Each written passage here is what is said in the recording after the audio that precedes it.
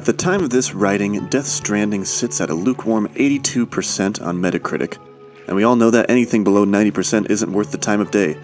But it's not the B- that makes the score interesting, it's the fact that people either seem to love it or hate it. Critics don't exactly line up at the 82% mark, i.e. most people think it's a 95% or a 65%, to put it simply. I can't off the top of my head think of any games that are as divisive. Generally speaking, if a game is AAA, it will get good marks, or it will get bad marks, not a bunch of good marks and a bunch of bad marks.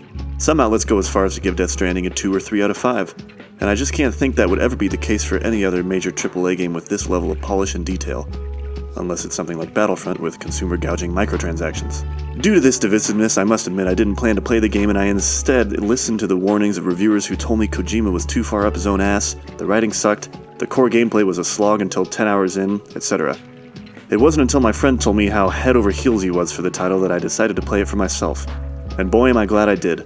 10 minutes into the game I texted my friend, "I only just started but I'm really into the idea of gamifying traversal," to which he replied, "You're in for a hell of a ride." This essay is firstly a response to critiques already levied at the game, and secondly a look at ideas I feel many critics failed to explore properly. I expect everyone to already know that this game is a walking/delivery simulator of sorts. The purpose of this essay is not to inform consumers on if they should purchase the game, but rather to point out some qualities I feel many have failed to point out themselves. Some of the game's greatest strengths and ideas I fear haven't been given even a simple look over, and I think it's a shame we're not examining them with a finer, more nuanced magnifying glass. Note, I will be discussing full-on spoilers throughout. It's the only way to more deeply address some of the subjects presented in the material. You have been warned.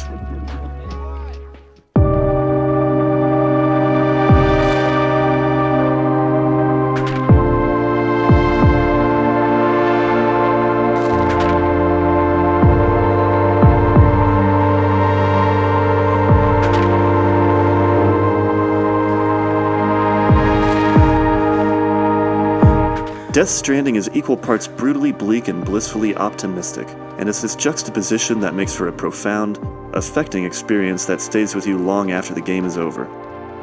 Early on in the game, you're confronted with the agonizing gravitas of a post-Death Stranding America, an event where creatures from the world of the dead came and left giant craters and voidouts in their wake.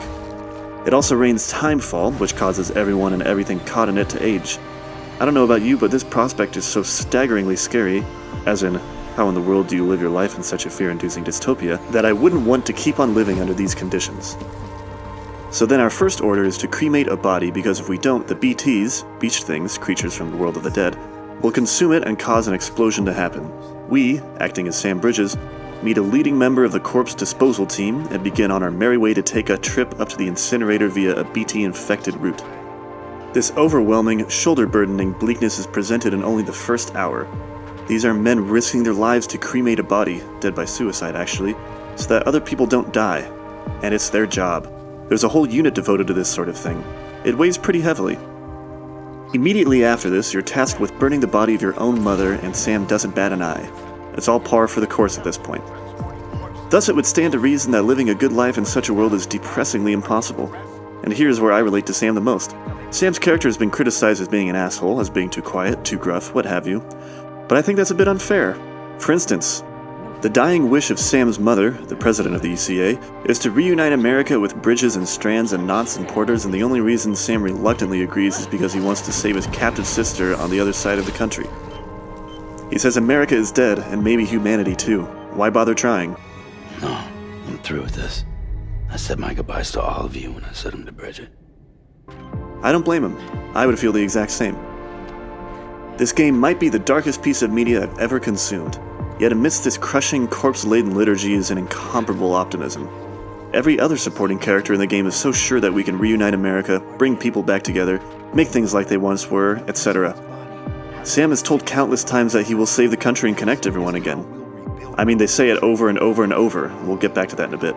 As you go about making your deliveries, everyone is excited to see Sam, thanking him egregiously, offering him gifts and rewards, and saying that their lives would be a lot more miserable without him. The showering of praise is gratuitous, and frankly I just skip it most of the time. If you go in and read your emails, everyone is ecstatic to have met you. They're throwing out laughing emojis and thumbs up emojis, and they all seem strangely content even though their lives are living hell. It's also awfully ironic that the one man reuniting America has no interest in doing it whatsoever. But I believe it's Sam's nihilism that drives home the game's main theme. life finds a way. If Sam was anything other than a nihilistic, aphanphosmophobic delivery man, Death Stranding would feel a lot less impactful.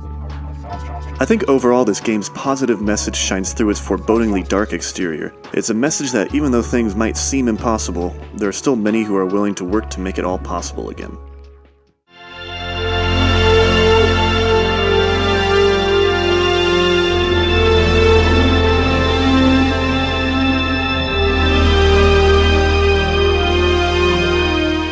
The next most obvious theme is that of death and dying, which is handled through multitudinous lenses by a colorful cast of unforgettable characters.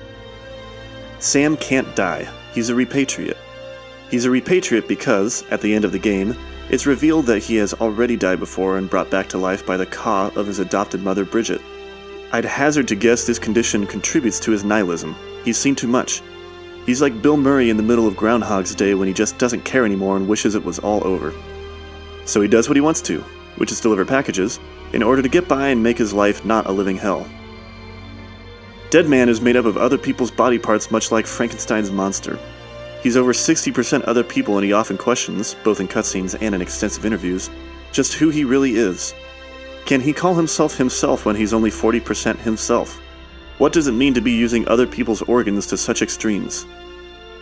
Fragile is alive and well, but due to the timefall that afflicted her skin, every inch save her face, 90% of her body has, for all intents and purposes, died, or rather aged to such a point she feels like she never lived like she was supposed to. Fragile is damaged goods. She also has a strong connection to the beach, allowing her to travel back and forth freely. Mama has a connection to a dead baby that isn't even hers, so her experience with the dead is rooted in a post-apocalyptic miscarriage that's frankly disturbing to watch. Or not the miscarriage itself, but her experience with the beach thing baby. And then you have to cut the umbilical cord for her, and it's dark and weird. Her story is a uniquely feminine look at death and dying, as I'm sure any mother who's had a miscarriage before can tell you of the horrific trauma and loss they've felt. Hartman dies every 21 minutes for the duration of 3 minutes because of an event that happened where he was caught in a void-out but survived in the hospital. He's died 218,549 times, and every time he dies he goes looking for his wife and kid on the beach. But still, he's intent on studying and consuming knowledge in all sorts of media from before the Death Stranding, breaking up his study sessions into bite-sized, sustainable chunks. Die Hardman hasn't ever died thanks to his relationship with his ex-army captain, Clifford Unger, who saved the lives of his whole troop many times. Die Hardman is so indebted to Cliff and feels terrible for what he ultimately does to Cliff that it eats him up inside. What if he had died instead? How would things have turned out then? The man is nearly in the fetal position by the time he confronts these facts at the end of the game, and Sam says to him, Nobody wants a president who acts like they're immortal. And if you're not scared of death, how can you value life?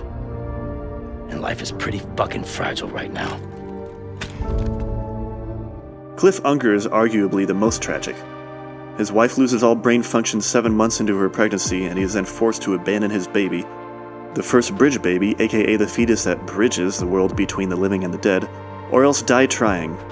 Well, he does die trying, and as a result he spends the whole game as a BT looking for his precious bridge baby, and you have to fight him in classic historical war zones, which were pretty cool by the way.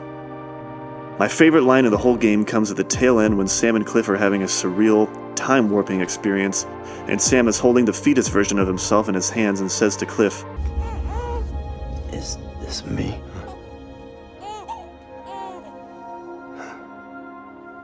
Told me your name was Sam Porter. A complaint I've heard about the characterization is that you have no reason to care at first. To that I say, fair enough. I didn't care much about these folks when I started the game, and a couple of them downright annoyed me. I will point out, however, that Death Stranding has the added bonus of being a video game, and it doesn't need characters or plot to hook you. Did anyone care about Mario or Peach or Bowser when they booted up Super Mario Bros.? As far as I'm concerned, the gameplay hooks you from the get-go, but I know I'm not in the majority when I say that, and that's fine. It can also be stated that the game spends so much time on these characters at first that they should give you reasons to care, and I think that's also a fair point. But even though I didn't immediately care about these characters as much as I have, say, the cast of Lost or the cast of a Steinbeck novel, I still found them vivid and interesting. I wanted to know more and I wanted to hear what they had to say, except for Die Hardman who just kind of bossed you around and told you to check the terminal for orders at 45 hours into the video game. Like, I get it, dude, I checked the terminal for orders. I think these characters redeem themselves. By the end, I found myself caring about all of them. A lot. By the end, they felt like family. In terms of the big question of where you go when you die, the game offers up a most fascinating answer that I must admit, being raised Mormon, actually fits in with what I was taught and what I still think is the best case scenario. When you die, you are surrounded by people who are like you. That's what my Mormon dad told me anyway. This game's take is that everyone's beach is different and it's based on their own philosophy, morality, desires, etc. Has a video game ever said that? Hell, what other media has said that? I would genuinely like to know because I'm interested in checking it out. This presents a fascinating answer to what being a good person really means and also why you should be a good person. If you are surrounded by people like you when you die, it is in your best interest now, in this waking life, to be as good of a person as you can be. Ask yourself this: if you were surrounded by a bunch of yous for the rest of eternity, how fortunate would you be?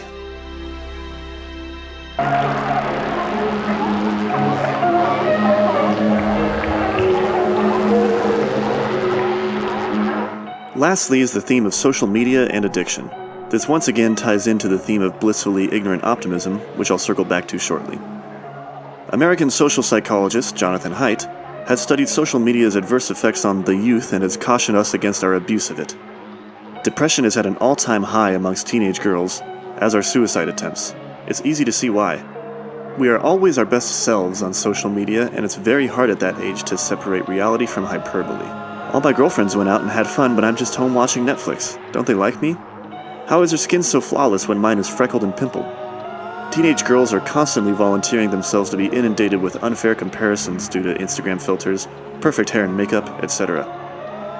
Not to mention the cruelty that comes with the security of hiding behind a keyboard, so to speak, something every corner of the internet is still wrestling with. Boys' video game and porn addictions are spiraling out of control as well.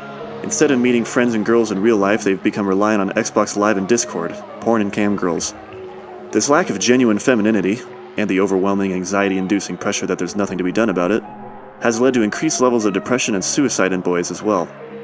The one hope that Mr. Haidt has for this crisis is that we'll soon treat social media like we do junk food and cigarettes. America has recently had a decline in obesity rates for the first time in decades, and smoking is such a taboo that only 16 states still allow it in bars. Two things that were once so commonplace are now widely seen as bad. Not a single parent would advocate their child eating candy bars for breakfast or smoking cigarettes even when they turn 18. The hope is that very soon the same will be said of social media, arguably a much more addictive substance than nicotine or sugar. Now Kojima, bless his heart, doesn't see it this way. He sees social media as a thing that will bring us together. He sees a future where people can only like things and they've finally gotten over the hump of being nasty, negative Nellies on the Twitterverse. Every email is a kind thank you.